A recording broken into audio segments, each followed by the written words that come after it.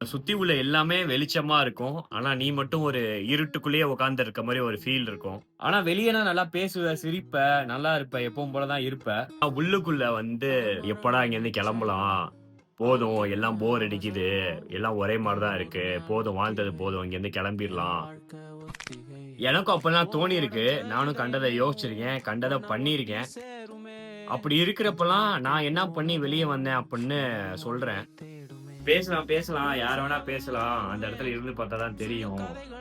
நான் ஒண்ணு சொல்றேன்.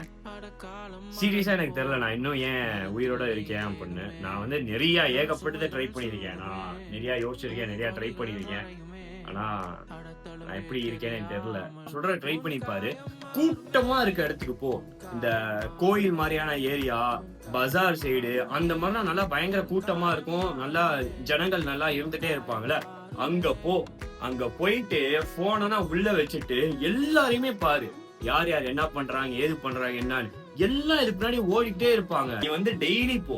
டெய்லி போ. எல்லாம் அங்கிட்டு, இங்கிட்டுன்னு ஏதாவது போய்க்கிட்டு வந்துகிட்டு தான் இருப்பாங்களே. ஏன் போறாங்க? ஏன் வராங்க? அவங்களுக்கெல்லாம் டயர்டா இருக்காதா? அவங்க ஏன் பண்ணல? நமக்குன்னா தும்முறு. நமக்கு எல்லாமே இருக்கு. சாப்பிட சாப்பாடு இருக்கு, இருக்க வீடு இருக்கு, போட்டுக்க துணி இருக்கு, காசு இருக்கு செலவு பண்ண.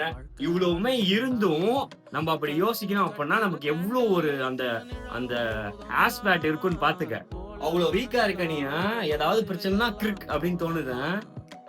மரியாதையா இருந்துக்க. அந்த எண்ணம்லாம் இனிமே வரக்கூடாது. நான் சொன்னதெல்லாம் ட்ரை பண்ணி பாரு.